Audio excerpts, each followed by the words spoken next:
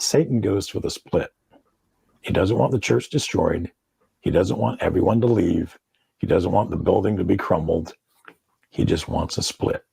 We stopped attacking the Baptist church in the 1990s because they accepted sexuality. They accepted abortion. Their miniskirts, they stopped wearing floor-length dresses. They started wearing miniskirts to church. So we watered down their faith. Hi guys, and welcome back to the Truth Speaker TV. Don't forget to like, share, comment, and subscribe. Okay guys, so in this video, we will hear from a Satanist who shares how Satan split the church, specifically the Baptist church. He explains one of his roles as a Satanist and how he infiltrated the Baptist church. Let's get into this video. Splits churches. There's 3 teams that split Baptist churches. There's a sex scandal team, and that's usually a 15 or 16-year-old girl sleeping with the Baptist preacher or the minister of music or the minister of youth. Then there's also a monetary scandal, and there's a gossip scandal. My team did the gossip scandal. Now, you're not going in there by yourself. You have a whole team of people that work on this, and you're working multiple churches at the same time. So let's say you go in, let's say that I'm the person that goes in. I'm going to be the main person here, but that doesn't mean I'm working alone. There could be 20 people going in. When I show up in town, and I've got a bank account that has $87 million in it. And the bank president is also a Baptist. And we already know all this stuff. Research has been done. We've studied these people in advance. You've got a schedule, you've got a schedule to follow. You go in, you've got a nice car, you just bought the most ostentatious house in town, and you tell them you're looking for a new Baptist church to join. So he invites you to join his church. So you go in, and before you get there, he's already let everybody know. This guy drives a Lamborghini. He's got $87 million. He just bought the Brewster house. It's like that eyesore back, wherever it is, but it's gigantic and he's got money. We should make him an official member of one of the committee. Baptist churches are run on committees. So you go in, and your very first day of meeting the committee, you hear the president say something, but you notice that the vice president rolls his eyes when he said it.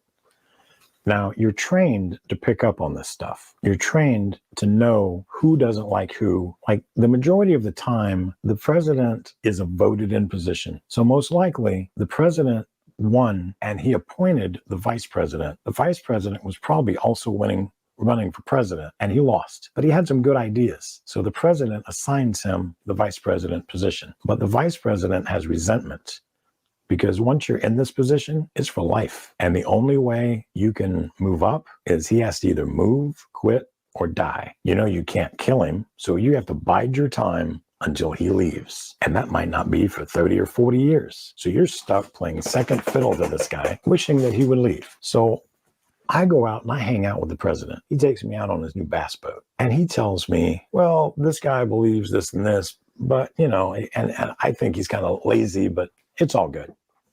So it's all good is his catchphrase. I pick up on that. And he says that a few times during that trip. It's all good.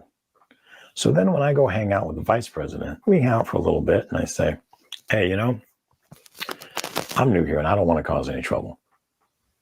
There's a lie, because I do want to cause trouble. But I tell him,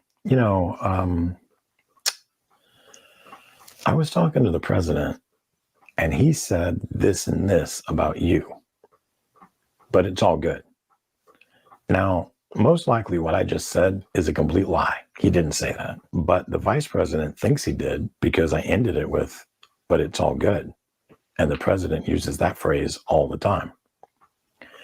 So I keep talking away with all the different members, and I tell all of them stuff that somebody might have really said, or maybe they didn't really say it. But I always say, you can't say anything to anybody, because if you say something, they're going to know I said it because he told me. Now, once I have put in all the different spices and stirred the pot up really good, then I go to the Baptist preacher, have a meeting with him, and I tell him, listen, I'm new here and I don't want to cause any trouble. But this is what's going on in this committee that you put me on. This person says this person says that, this person's doing this person's doing that. And I'm not sure what's going on here. I don't know what I should do.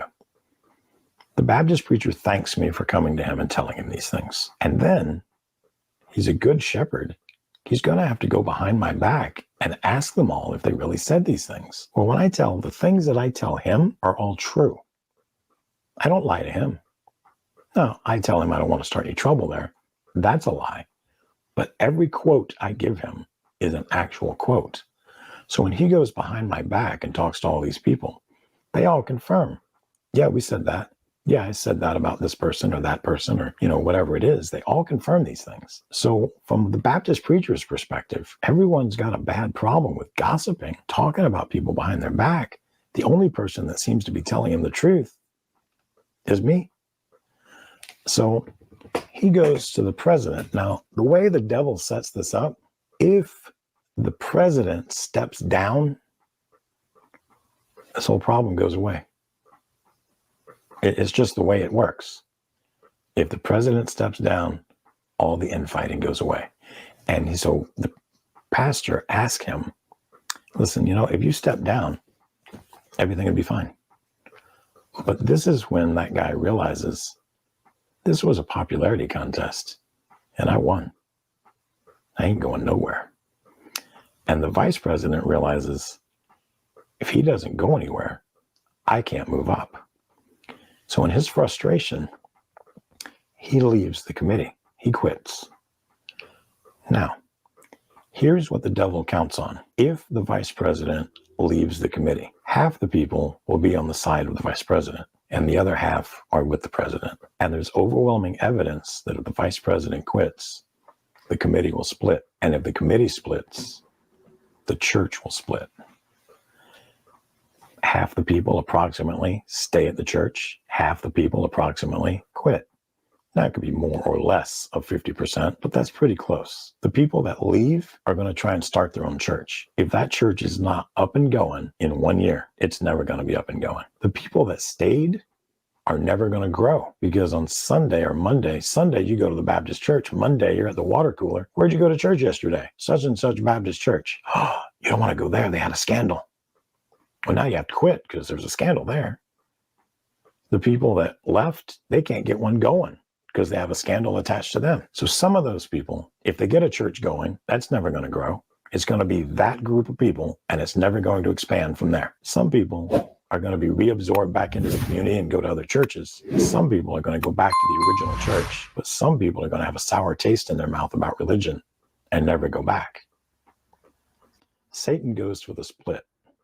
He doesn't want the church destroyed. He doesn't want everyone to leave. He doesn't want the building to be crumbled. He just wants a split. And that was my job. That was one of my jobs. There was an art to doing it. If you did it right, when you left, you were still the good guy. No one suspected it was you. No one, the Baptist preacher sure doesn't suspect it was you because everything you told him was the truth. We stopped attacking the Baptist church in the 1990s because they accepted sexuality. They accepted abortion. Their miniskirts, they stopped wearing floor-length dresses. They started wearing miniskirts to church. So we watered down their faith. And we stopped attacking them. Today, we see churches splitting themselves with their watered-down gospel and moving to conform to the world rather than separate from the world. We see pastors behaving worse than those in the world. We see them creating their standards and not standing and upholding God's standards for the church. Many leave the church because they cannot see nor tell the difference between a believer and a non-believer. Many who were once called to be the shepherd, of the flock, have failed the flock because they allowed the flesh to mislead them, the sinful nature. They are still operating in the sinful nature. They fail to crucify the flesh. Time to return to God. Time to wake up and return to the standards set for the believers in Christ. We are not called to be conformed to the world. How can we, believers, win souls out of the world if we show up looking as the world in our actions, in our beliefs and lifestyle. We have to wake up. We have to take heed. We can't be creating our own standards. The word said, for lack of knowledge, a people perish, right? We have the word. Let us live the word. Let others see our light shining so they can step out of the world. The gossiping, the backbiting, the Jezebel spirit, whatever it is that is hindering the growth in the church needs to be addressed. We need to check ourselves immediately, right? Okay, guys, this is all I have for you today. Leave your thoughts in the comment section. Let me know what you think. I'll gladly appreciate your feedback. And once again, don't forget to like, share, comment, and subscribe. Thank you. Have a blessed one.